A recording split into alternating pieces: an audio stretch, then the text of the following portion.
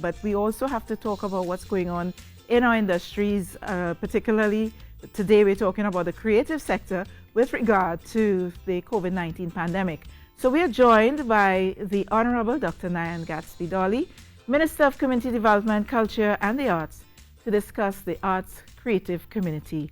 Good morning. Good morning, Dr. Gadsby Dolly.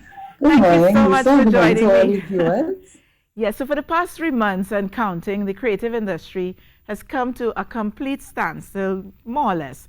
No live events, no live gigs, as persons have been home socially, physically distancing, and it's been a challenging period. From your perspective on the sector, what can you tell us about the period?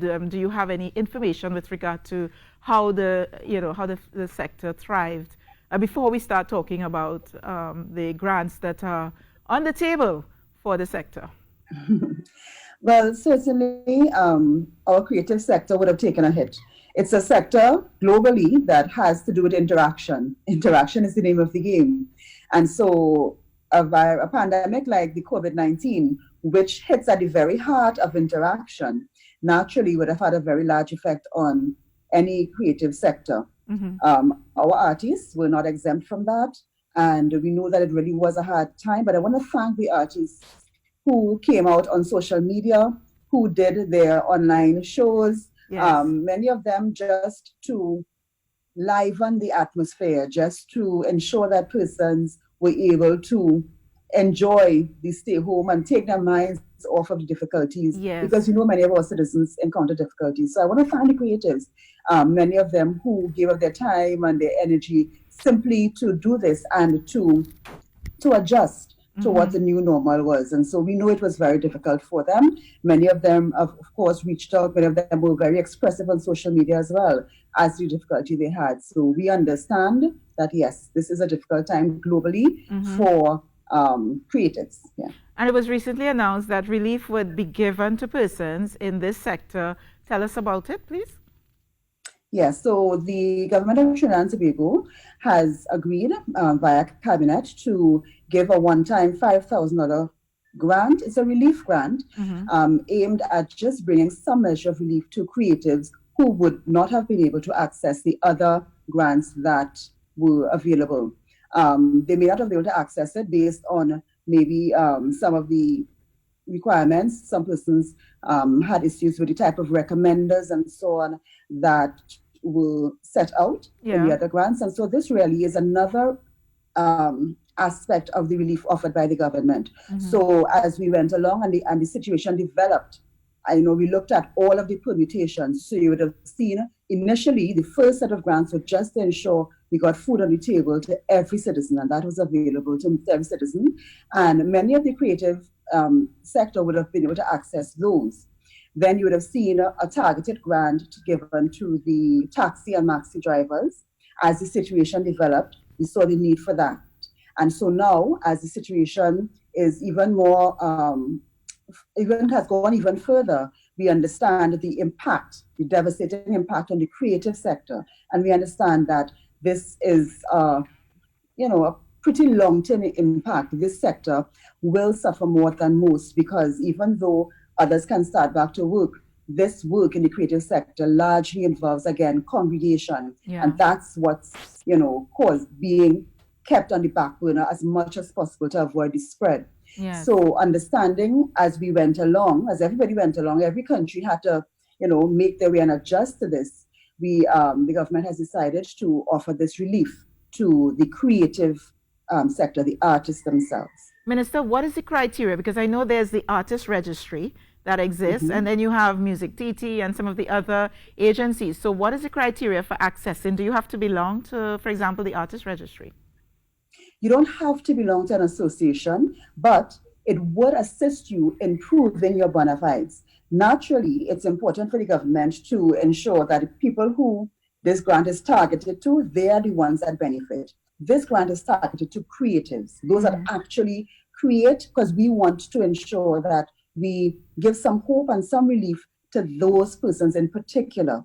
So you do not have to belong to an artist association, but you do have to present almost a mini portfolio showing that you have been a consistent artist for the past 2 years. Okay. And so if you belong to an association, that of course will give you a boost in terms of your being able to prove that you have been an artist and consistently performing or publishing or creating in whatever way for the last 2 years. Okay, and how do they access it now, just from a practical standpoint? Because I know that all the creatives are watching this interview with their questions. Is it that they have to go on the website, or there's a number to call? How do they access the grant? Okay, so by the end of this week, the grant forms will be available online for download and completion, and they will also be available at our district offices, community development offices nationwide.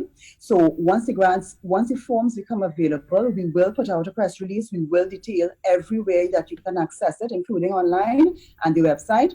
And so it will be very clear in terms of where you go to access the form and how you can access it, how you turn it in. So by the end of this week, that will be available. As we said last week, that will be available.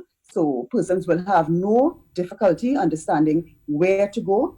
The form is very simple. It does ask you to provide proof of having been an artist for the last 2 years. And so therefore, it allows you to present information in terms of newspaper clippings, online articles, if you have programs or brochures or catalogs of events that you would have hosted or you would have been a part of. So it gives you a wide range of documentation that you can supply, including membership of an artist association. And that will allow you to present your case that you are an artist and you have been an artist for the past 2 years. And then another section of the form asks you now to provide evidence that you have lost income. And that allows you to provide copies of booking cancellations. It allows you to provide evidence that you have been a performer at a certain festival, say, and that festival has been cancelled for this year.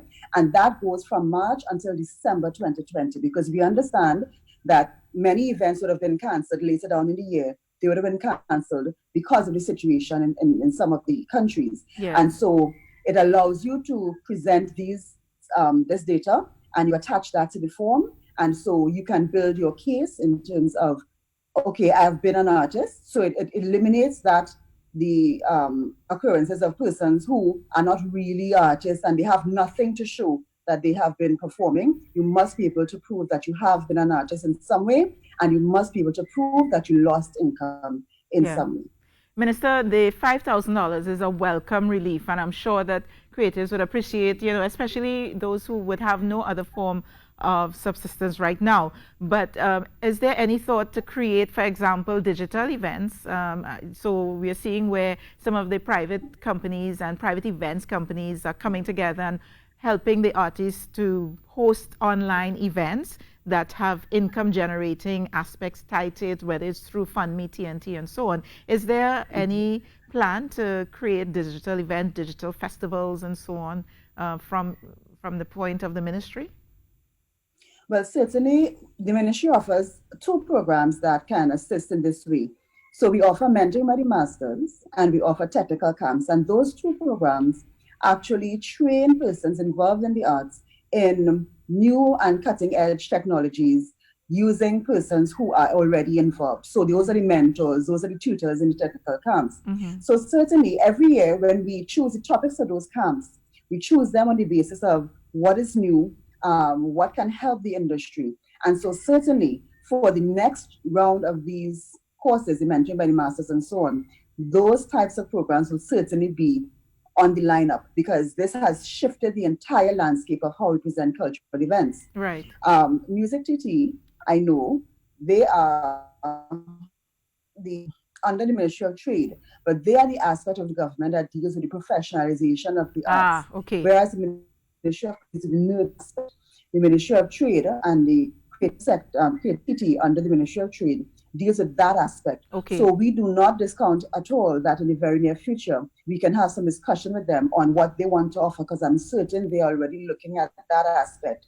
Because they would be dealing with the professional artists. And certainly we would want, as the Ministry of Culture, to support those efforts in any way. But in terms of our own programming, those are the 2 that would mentored by the masters and technical camps that will be able to pick up that slack and teach those new capabilities that are necessary now. Yeah. Well, that makes sense because out of these training sessions can come seeds of innovation, which can be implemented further on. So, thank you very much for taking time to join us here this morning and to clear up the concerns raised and the issues around the grant. I know everyone's been asking to tell us more. Tell us more. How can we access the grant? So I encourage you, if you missed it, you're just joining in, you're late, guys. You have to go back on social media and pick up the interview because we'll be posting this interview a little later on. Thank you very much, Dr. Nyan Gadsby Dolly, Minister of Community Development, Thank you so much. Culture and the Arts.